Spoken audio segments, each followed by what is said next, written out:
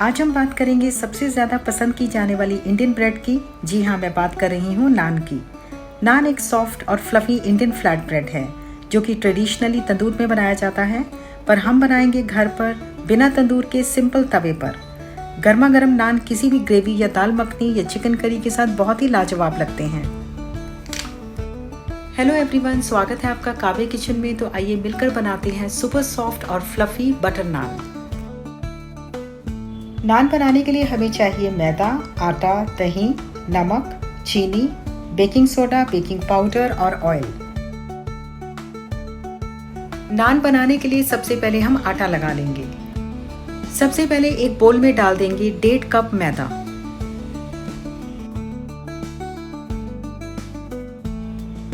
आधा कप आटा, 1/4 यानी 1/4 कप दही, 1/4 छोटा चम्मच बेकिंग सोडा, आधा छोटा चम्मच बेकिंग पाउडर, आधा छोटा चम्मच नमक, 1 छोटा चम्मच चीनी और 1 बड़ा चम्मच तेल।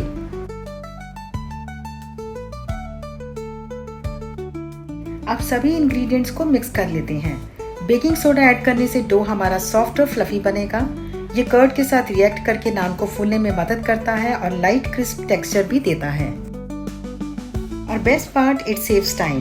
अगर यीस्ट डालते हैं तो आटा लगाने के बाद घंटों वेट करना पड़ता है, पर बेकिंग सोडा डालने के बाद सिर्फ 15 से 20 मिनट ही डो को रेस्ट करने के लिए रखना होगा। नेक्स्ट टाइम आप नान बनाएं तो बेकिंग सोडा डालना ना भूलें। अब इसमें थोड़ा थोड़ा पानी ऐड करते हुए एक सॉफ्ट डो बनाएंगे। अगर हमारा डो परफेक्ट होगा तो हमारे नान भी परफेक्ट बनेंगे। डो ज़्यादा टाइट नहीं होना चाहिए। नान को सिर्फ मैदे से भी बनाया जा सकता है, या फिर अगर आप हेल्दी वर्जन चाहते हैं तो 50% आटा और 50% मैदा ले सकते हैं। चीनी दही के खट्टापन को बैलेंस करती है, तो जब भी आप नान बनाएं तो ध्यान रखें कि बेकिंग सोडा नान को सॉफ्टनेस देता है और चीनी बैलेंस और कलर देती है। और आटा लगाना कोई बहुत मुश्किल काम नहीं है।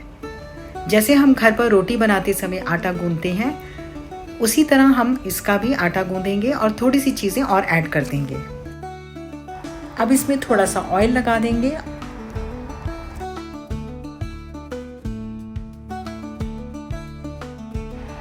आटा को 4 से 5 मिनट तक मसल कर गूंदना होगा।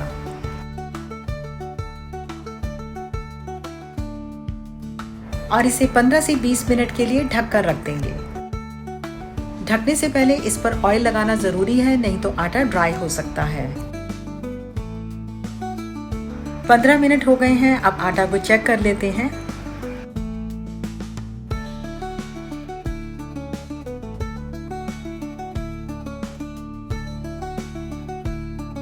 नान बनाने से पहले डो को एक बार हाथ से फिर से मसल लेते हैं।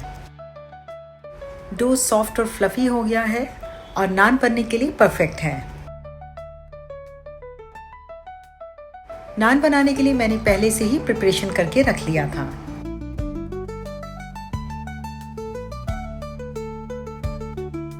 हमें चाहिए सूखा आटा, थोड़ा सा पानी, बारीक कटा हुआ हरा धनिया और कलौंजी, जिसे हम नाइजेला सीड्स या फिर अनियन सीड्स भी कहते हैं। नान हम बिल्कुल वैसे बनाएंगे जैसे हम रोटी बनाते हैं। थोड़ा सा आटा लेंगे और उस पर सूखा आटा लगाकर इस तरह से बेल लेंगे।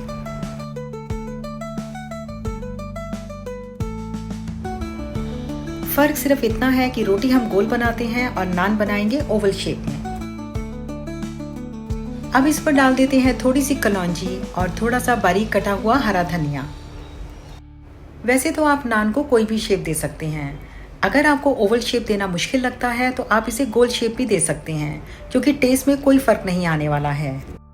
रेस्टोरेंट में नान ओवल शेप में मिलते हैं, इसीलिए मैं इसे ओवल शेप देने की कोशिश कर रही हूँ। एक बार बेलन फिर से चला लेंगे, जिससे कि कलौंजी और धनिया अच्छे से आटे के ऊपर चिपक जाए।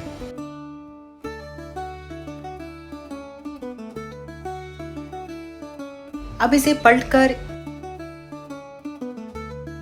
इसके ऊपर अच्छी तरह से पानी लगा देंगे। पानी हमें अच्छी मात्रा में इस्तेमाल करना है। यह ग्लू का काम करेगा और नान तवे पर अच्छे से चिपक जाएंगे और निकलेंगे नहीं। एक तवा लेंगे और गैस ऑन कर लेंगे। अब जिस साइड पर हमने पानी लगाया था वही साइड हम तवे पर डाल देंगे। फ्लेम मीडियम रखेंगे।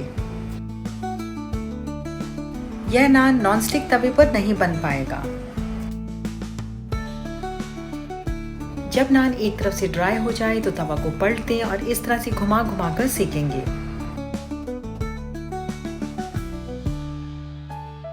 इसे बनने में ज्यादा समय नहीं लगता है।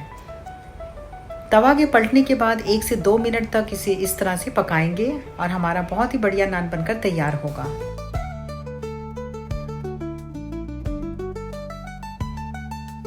अब जब भी आपका नान खाने का मन करे तो घर पर ही गर्मा गर्म सॉफ्ट और फ्लफी नान बनाकर खा सकते हैं।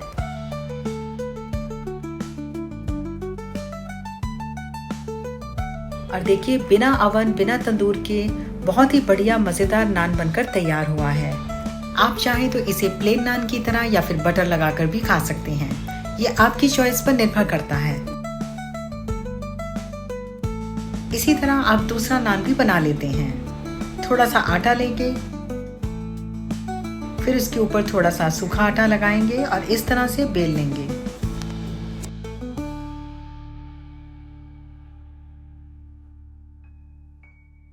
अब इस पर जाएगी थोड़ी सी कलौंजी और थोड़ा सा बारीक कटा हुआ हरा धनिया।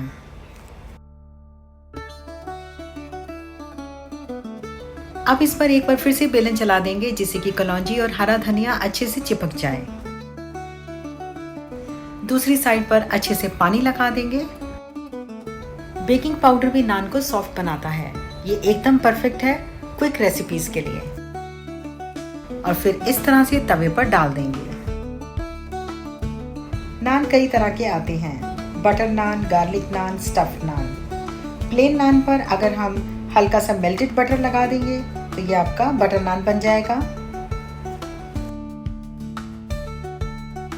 अगर प्लेन नान पर ग्रेट किया हुआ गार्लिक लगा देंगे तो वह बन जाएगा गार्लिक नान। स्टफ्ड नान में कई तरह की फिलिंग की जाती है, जैसे कि आलू, पनीर, कीमा या फिर चीज। मैंने आज बेसिक इंस्टेंट नान की रेसिपी शेयर की है, पर आने वाली वीडियोस में मैं इन सभी नान की रेसिपीज शेयर करूंगी। हमारा दूसरा नान भी बनकर तैयार है।